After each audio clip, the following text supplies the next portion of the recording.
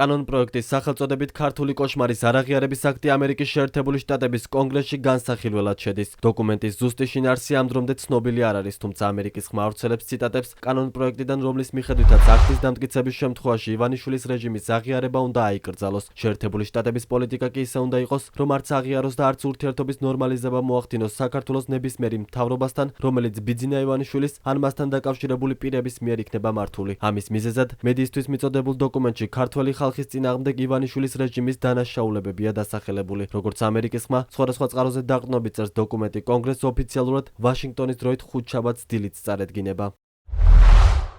ეს აქტი არის პოლიტიკის დოკუმენტი, რომელიც მიუთითებს, რომ ამერიკა აქტიურად უნდა შეეწინააღმდეგოს ივანიშვილის ლიდერობით მოქმედ ხელისუფლებასთან სხვა მთავრობის ურთიერთობას და მათი მხრიდან აღიარებასა თუ ურთიერთობების ნორმალიზებასაც. ასევე აქტის თანახმად ამერიკამ სრულად უნდა აღასრულოს პირველადი და მეორეული სანქციები და გამოიყენოს სხვადასხვაგვარი უფლებამოსილება, მათ შორის მაგნიტსკის გლობალური აქტი და აღმასრულებელი ბრძანება 14024, რომ შეაკავოს კორუფციული ქმედებები ან საქართველოს მხრიდან ჩინეთის კომუნისტური პარტიის, ირანის რეჟიმისა და რუსეთის ფედერაციის სახელით გატარებული საგარეო გავლენის ოპერაციები.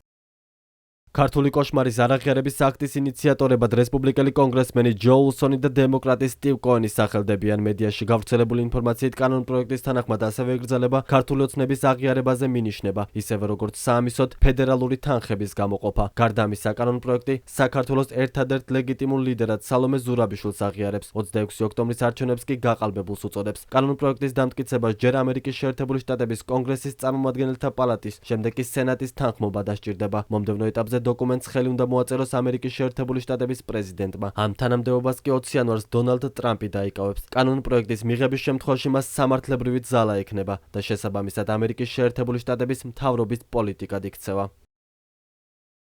ქართული კოშმარის არაღიარების აქტის სახელწოდების ავტორი და ინიციატივის თანაავტორი დემოკრატი კონგრესმენი სტივ კოენი ამერიკის ხმასთან ინტერვიუში ამბობს, რომ საჭიროა ივანიშვილის პარტიასთან შეჩერდეს ურთიერთობა, მანამ სანამ არ ჩატარდება ახალი არჩევნები. ამერიკის შეერთებული შტატების ჰელსინკის კომისიის თავმჯდომარე ჯო ულსონი კი პლატფორმა X-ზე წერს, რომ ამერიკის შეერთებული შტატები ბიძინა ივანიშვილის რეჟიმს არ ცნობს. ჰელსინკის კომისიის წევრთა უმეტესობა დაინტერესებულია საქართველოსთან უკეთესი ურთიერთობით.